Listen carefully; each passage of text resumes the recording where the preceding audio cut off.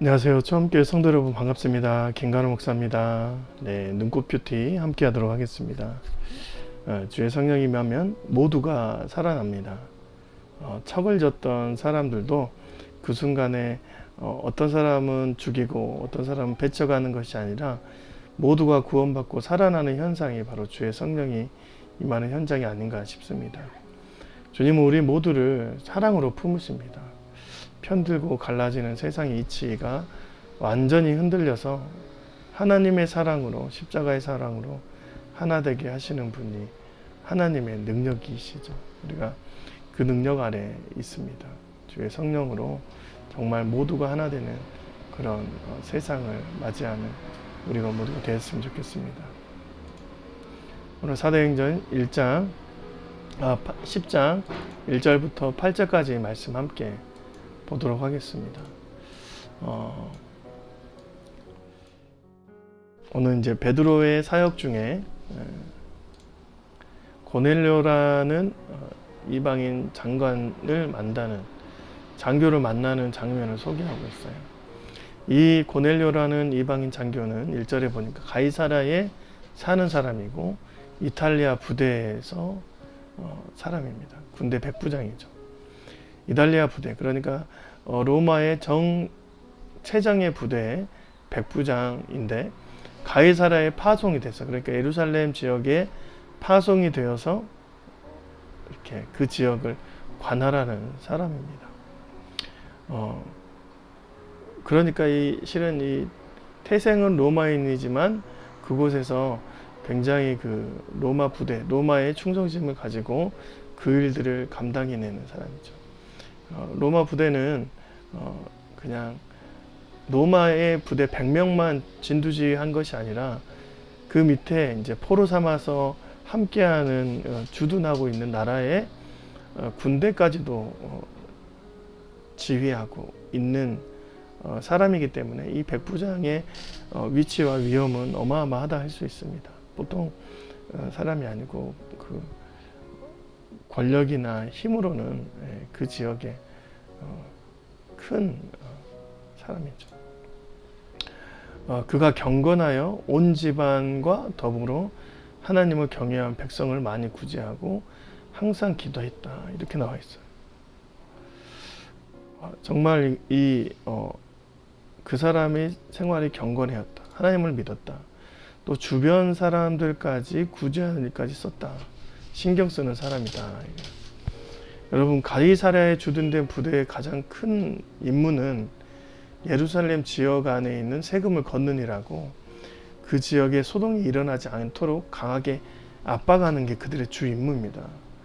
그런데 이때 그에게 이 로마 장교였던 그에게 하나님에 대한 믿음이 생긴 것이죠. 여러분, 이 문구를 로마 시민이나 로마에 있는 본부에서 들었다면 경노할 얘기예요. 왜냐하면 로마는 종교는 자유가 있지만 실은 황제에 대한 충성심은 자유가 있지 않습니다.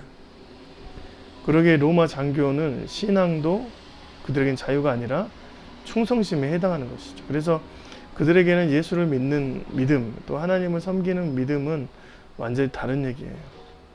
그래서 그때는 예수를 왕으로 큐리오스, 그러니까 황제에게 부르는 호칭을 예수에게 해야 됐기 때문에 이 장교는 엄청난 도전이고 저항을 일으켰던 사람 중에 한 명으로 표현될 수가 있는 것이죠. 그러면서 그의 자리에서 경건을 지키고 사람들을 구제하는 일을 했다는 것 자체가 어마어마한 신앙의 사람입니다. 그런 사람에게, 그런 결단한 사람이 하나님께서 주시는 하나님 나라가 임한 것이죠. 그 임한 상태가 바로 오늘 말씀에서 나옵니다. 한번 볼까요? 하루는 제9시쯤 되어 환상 중에 밝히 보며 하나님 사자가 들어와 고넬료야 하니 고넬료가 주목하여 보고 두려워 이르되 주여 무슨 일이니까? 천사가 이르되 내 기도와 구제가 하나님 앞에 상달되어 기억되신 바 되었다. 여러분, 주님이 나타나서 네 기도와 구제가 이미 하나님 앞에 상달됐다. 여러분, 그러면 고넬료한테 뭐가 더 필요하겠습니까? 경건의 삶이 상달돼서 하나님을 만나는 장면, 그 응답을 받았어요. 그러면 실은 이 장면에서 고넬료는 더 필요한 상태가 아니에요. 어떤 것도 필요한 상태.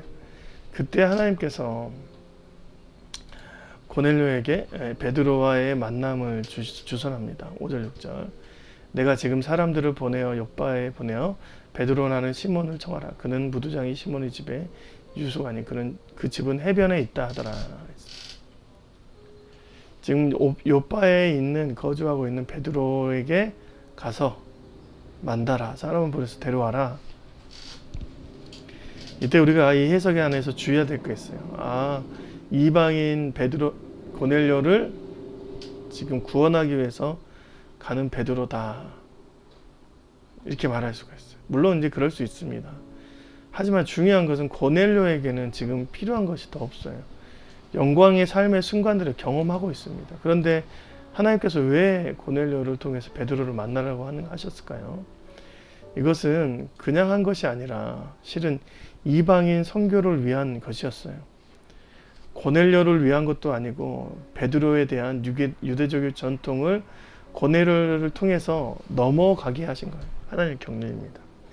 베드로가 하도 이제 유대인 안에서 전통과 율법에 갇혀 있는 히브리파 유대인이기 때문에 아무리 그리스도가 자유함을 줘도 이방인에게 복음이 들어갈 거라고 생각을 못한 것이죠.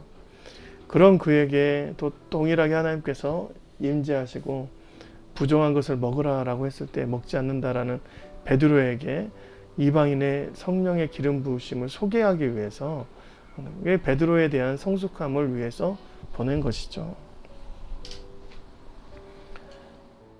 오늘 본문은 아니지만 44절부터 47절 베드로가 이 말을 할 때 성령의 말씀을 듣는 모든 사람에게 내려오시니 베드로와 함께 온 할례 받은 신자들이 이방인들에게도 성령이 부어주심으로 말미암아 놀랐다.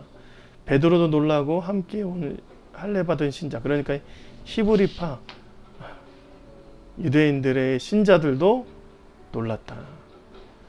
이는 방언을 말하며 하나님을 높이 드립니다. 이에 베드로가 이르되 이 사람들이 우리와 같이 성령을 받았으니 누가 능히 물로 세례 베품을 금하리요 했습니다. 모든 자에게 이적과 기사 성령이 가능하다. 베드로를 깨우친 것입니다. 베드로를 주의 사역은 사역자를 빼고 은혜를 주지 않아요.